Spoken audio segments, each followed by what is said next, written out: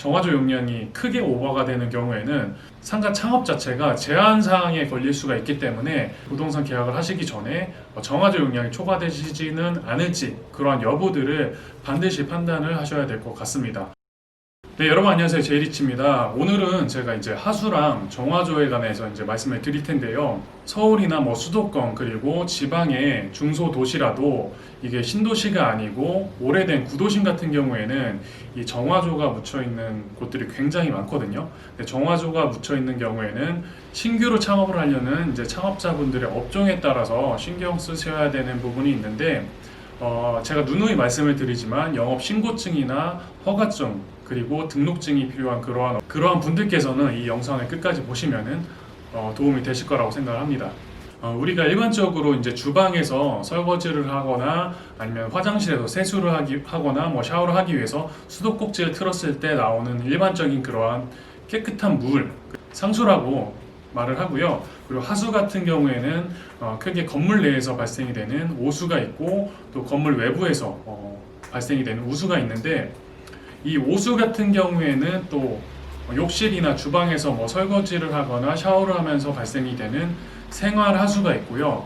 또 화장실에서 여러분들이 용변을 보시고 발생이 되는 분뇨가 있습니다. 하수 같은 경우에는 신규로 창업하시려는 이제 창업자분들이나 건물을 소유하고 계신 임대인분들께서는 상식적으로 좀 체크를 해 놓으셔야지 추후에 문제가 발생이 되지 않습니다. 하수는 제가 앞서 말씀드린 대로 오수랑 우수가 있는데 일반적으로 오염된 물이라고 생각을 하시면 될 것 같은데 하수 처리가 되는 방식이 두 가지가 크게 분류가 되거든요. 신도시 같은 경우에는 이제 공공하수 처리 시설을 직접 지자체에서 설치를 하시기 때문에 분류식 하수관으로 인해서 오수랑 이제 우수관을 따로 설치를 해서 알아서 하수 처리 시설로 흘러가기 때문에 저희가 신경 쓸 부분은 없고요. 여기서 지금 우측에 보이시는 구도심 같은 경우에는 보통 개인 하수 처리 시설이 되어 있거든요. 개인 하수 처리 시설은 또 단독 정화조 몇십 인용을 몇백 인용을 처리할 수 있는 단독 정화조가 묻혀 있는 곳이 있고 또 몇십 제곱미터를 정화할 수 있는 능력이 있다라고 해서 오수 처리 시설이 설치가 되어 있는 경우가 있습니다.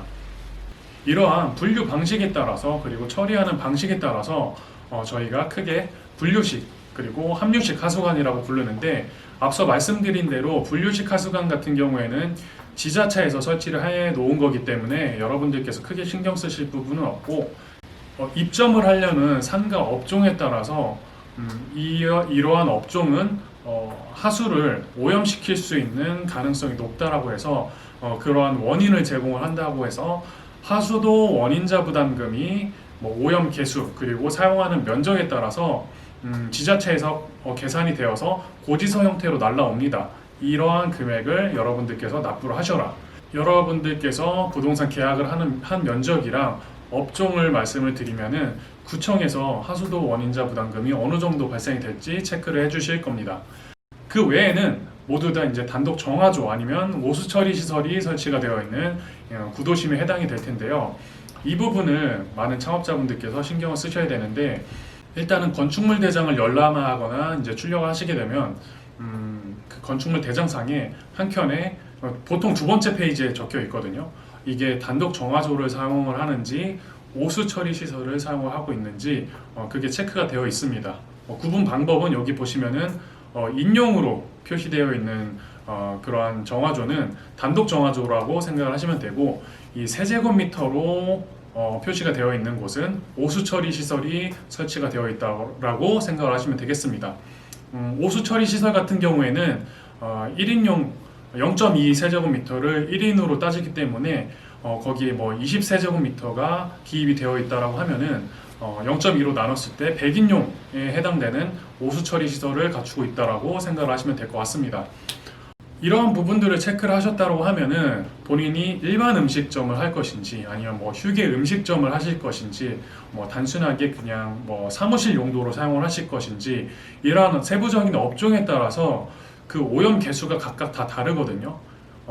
대표적으로 일반 음식점 같은 경우가 수많은 업종들 중에 오염 개수가 제일 높은 업종에 해당이 되거든요. 사용하시는 면적에 따라서 계산을 해보면 그 상가 건물에 정화조 용량을 초과하시는 경우가 간혹 있을 수가 있거든요. 그런 정화조 용량을 초과할 경우에는 지자체와 협의를 통해서 청소 횟수를 늘려서 운영을 하실 수도 있겠지만, 정화조 용량이 크게 오버가 되는 경우에는 상가 창업 자체가 제한 사항에 걸릴 수가 있기 때문에 부동산 계약을 하시기 전에 정화조 용량이 초과되시지는 않을지 그러한 여부들을 반드시 판단을 하셔야 될 것 같습니다.